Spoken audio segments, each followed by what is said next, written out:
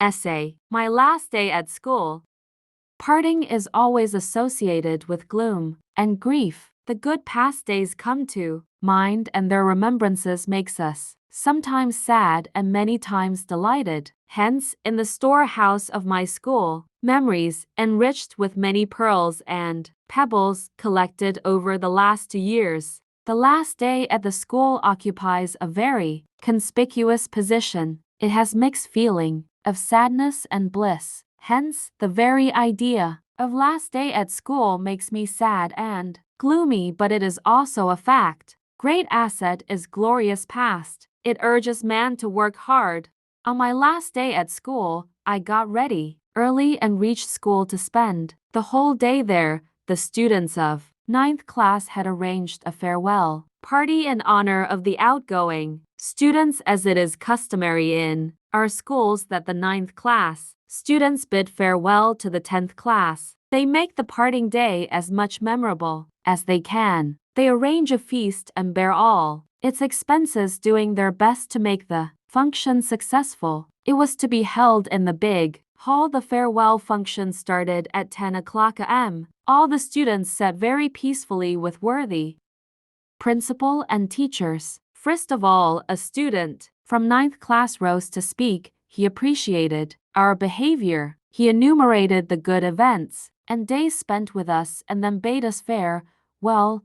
Then I, on behalf of my class, was asked to speak a few words. I thanked 9th class for arranging so grand party. I also thanked the teachers and office staff for their guidance and cooperation, hoping that they would guide us in future. My feelings at that time were a mixture of gaiety and sadness. I was gay at the thought that 10 years of my schooling had been successfully completed. I could not help feeling sad also because I was going to leave behind the institute which had polished my faculties. I was so overwhelmed with passions that I moved to tears.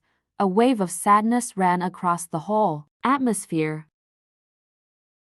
Even nature seemed shedding tears. Then the principal rose to speak. He gave us various valuable tips for the examination. He guided us how to attempt the paper, finish it well in time, and revise it. He reminded us of our duties as students and citizens of the state. He stimulated us to fight against evils. He advised us to remain staunch Muslims and true Pakistanis wherever we go and whatever we do. He urged us to work hard and bring good name to our school, our parents, and the country. At the end of the academic reference, an elaborate feast was served.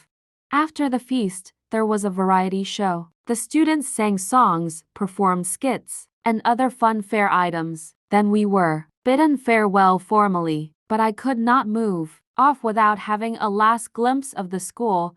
I went to the union office and sat there for a few moments. I recalled the last election. I remembered how we formed a new organization to beat the old organizations. What a period of bliss, delight, and enthusiasm. Then I moved to the library. I remembered how I had access to the rare and valuable books. I walked along the rows of almirahs and shelves of books and looked at the countless books wistfully. Afterwards, I went to the laboratory. I recalled the happy, instructive hours spent there. Now, the memories of the classroom were stirred up. How often did I feel bored? How often did I dislike some of the teachers for their strictness? How often did we speak ill of the principal for his strict discipline and turning down some of our requests? But on that day, all of those feelings had transformed into love, respect, and regards. In the words of Larissa Alainik, I realized school inspired me to think differently. It's like no other time in your life.